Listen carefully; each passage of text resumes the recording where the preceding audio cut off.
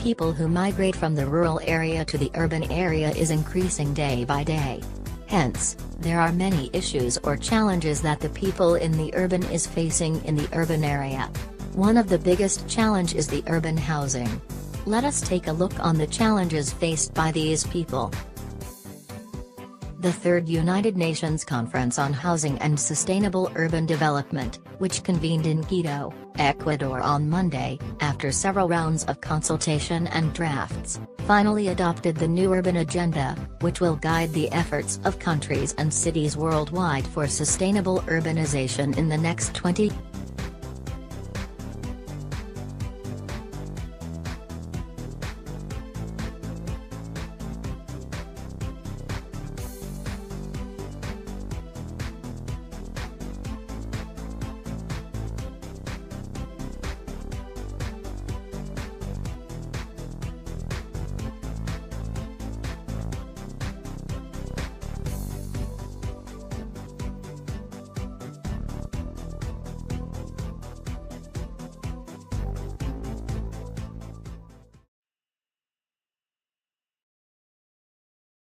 This episode of Real Engineering is brought to you by Brilliant, a problem-solving website that teaches you to think like an engineer.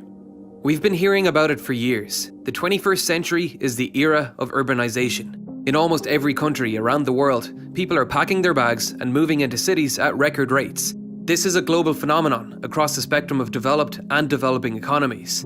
Approximately 54% of people worldwide now live in cities, 30% more than in 1950. And projections show that urbanization, combined with the overall growth of the world's population, could add another 2.5 billion people to urban populations by 2050.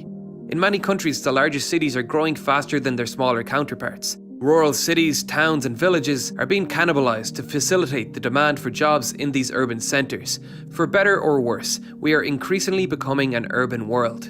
Thus, it's no surprise that the demand for city housing is skyrocketing. Prices to rent or to buy are reaching for many unattainable highs. Savills, a global property firm, published its list of cities with the highest cost of accommodation around the world, with the usual suspects ranking high. New York, Hong Kong, London, Tokyo and Paris all consistently in the top 5. But even smaller cities like Dublin are experiencing serious housing crises, with many people unable to afford to live near their places of work. With jobs flooding back into Dublin after years of recession, there is incredibly high demand on urban housing. In Ireland's capital, housing prices have risen by an average of almost 50% in 5 years, and the number of listings are at a record low. Some attribute Dublin's housing price increases to a lack of housing supply due to investors hoarding property, an increase in Airbnbs, or vacant land not being developed. While these are all definitely factors, even if they were resolved, Dublin would still be falling short of the 25,000 new units needed every year to meet the current demand. In recent years, construction in the city has increased significantly with the return of cranes to the skyline.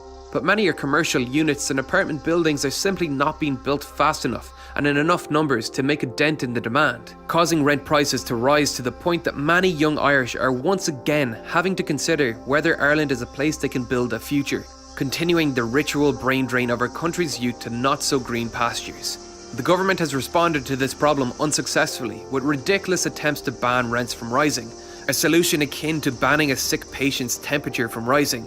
The only cure for this fever will be to increase the supply of housing. That is, increase the supply of housing while minimising cost. Let's first focus on optimum height. While some are calling for high-rise buildings in Dublin with the idea that it will lead to increased density and greater supply, buildings that are too tall don't translate into affordability as they cost too much to build. In theory, taller buildings reduce square metre costs of floor space the higher you build, and increase the overall returnable revenue from a single plot of land.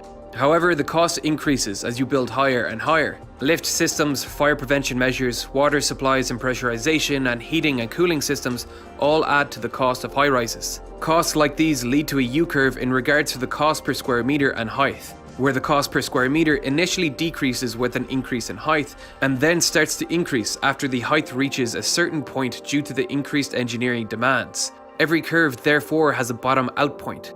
This bottom-out point is different in every city and varies widely even within the city.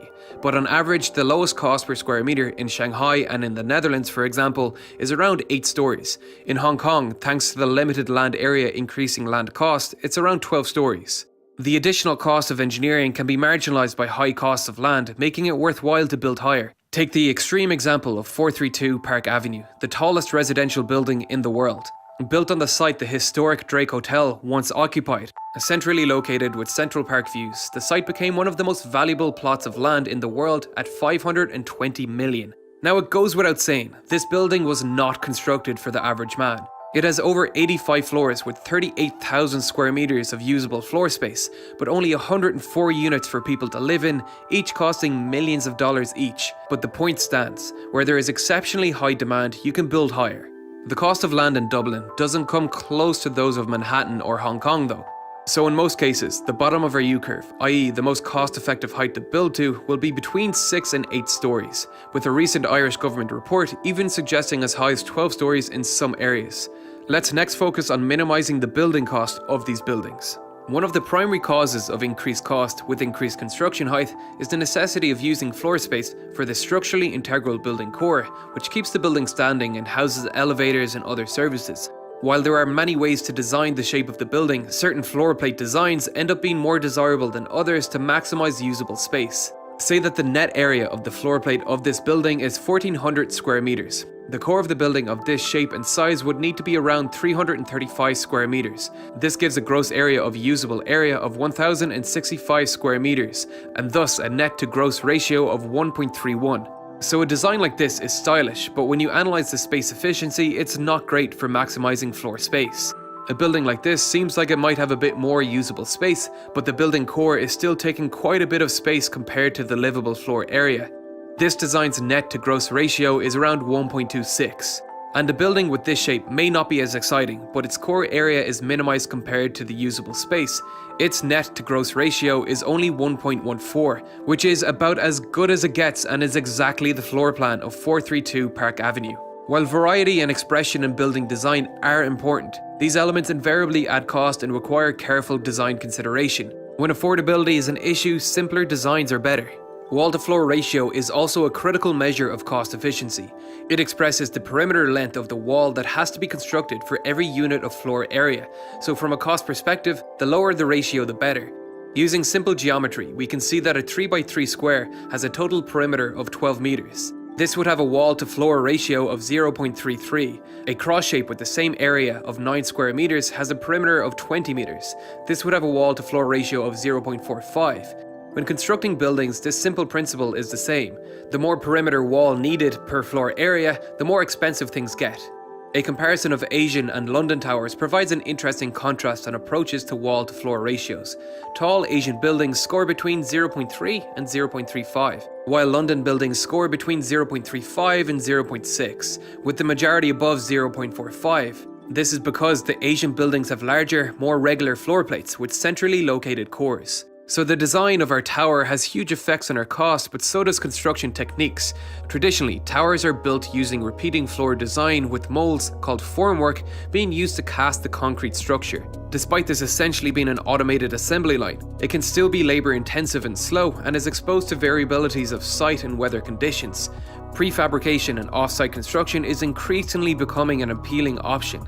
This can offer high-precision solutions created in factory conditions and often reduce on-site delays and help progress construction even in a market with a skills shortage. On some construction projects in Dublin already, concrete products and timber frames are being fabricated off-site and assembled on-site. An extreme example of this idea of prefabrication is being used in China, where a company called Broad Sustainable Building built a 30-story building in 15 days for a cost of just $1,000 per square meter, and later built another 57-story building in 19 days. The building pieces are fabricated in sections at 2 factories in Hunan. From there, the modules, complete with pre-installed ducts and plumbing for electricity, water and other infrastructure, are shipped to the site and assembled like Legos or flat-pack IKEA furniture. The company is in the process of franchising this technology to partners in India, Brazil and Russia. What it's selling is the world's first standardized skyscraper. One of the primary cost drivers for skyscrapers are the labour costs for specialised workers. By outsourcing much of the construction work to safer, controllable environments like this, we can reduce the costs. In a country like Ireland, where many of its skilled construction workers were forced to immigrate to Australia, New Zealand and Canada during the economic crisis, many of which have not come home, this may well be a solution that can help with construction. Regardless of building techniques, policies need to change in cities like Dublin to facilitate quicker, cost-effective builds, while not being completely blind to future implications of relaxing regulations. Currently, 1 car parking space per unit is required for any apartment. In a city centre location where we would hope to move towards public transport solutions, this is a completely unreasonable regulation to have in place, especially when you consider the impacts of cost it has, with some reports estimating that this adds €30,000 per car parking spot to any building. With our city populations growing more rapidly every year, we cannot hold on to past ideals. While the optimum height for minimising the cost of apartments may be 6 to 8 stories, we've discussed the benefits of building higher, beyond just the minimisation of cost, and how other cities have transformed themselves in a past video. Building higher facilitates cost-effective public transport, reduces commute times, and creates a more livable city. We simply cannot continue allowing urban sprawl to be our solution. It is an unsustainable solution to a problem growing faster than we can keep up. We simply need to look at the ever-growing rate of homelessness in cities like Dublin for proof of this problem. In a city that lost hosting for the largest tech conference in the world due to a severe lack of infrastructure, the Dublin City Council deemed it sensible to refuse planning permission to this 22-storey hotel on Tara Street on the grounds that it would have a significant and detrimental visual impact on the city's skyline. A skyline dominated by 2 industrial chimney stacks, while functional, modern buildings that are desperately needed in the city are continually blocked. And this isn't a problem exclusive to Dublin. San Francisco, a city notorious for skyrocketing cost of accommodation, has an average building height of just 3 stories, mostly due to similar restrictions in building heights. Washington DC has some of the worst traffic in the US, and it has height restrictions blocking anything taller than its national monuments. In large cities with restrictive height regulations, you can almost be guaranteed socio-economic problems will follow. In all reality, this problem has so many facets beyond just engineering challenges. This is a problem that primarily affects young people, and those who already own their home have little interest in devaluing it by allowing high-rise developments near their home, and thus increasing supply. There are political motivations and many more factors that change why and how bubbles like this occur in different cities, but if we're going to build a sustainable future, we are going to have to rethink how we build and plan our cities. Perhaps we can start using machine learning algorithms to analyze and suggest changes to optimize our cities. Machine learning is a fantastic tool for when humans fall short of a complicated challenge, and you can learn more about it using this course on Brilliant. The first 3 classes in linear regression, linear classification, and trees are already available to get you started on what will likely be one of the most in-demand skills for future programmers, with other more advanced classes in things like optimization coming soon. Brilliant is a problem-solving site that helps you think like an engineer by guiding you through problems that are broken into digestible sections that bring you from knowing nothing to having a deep understanding of the topic. What I love is that when you answer something incorrectly, it even tells you exactly why, so you can correct your misconceptions.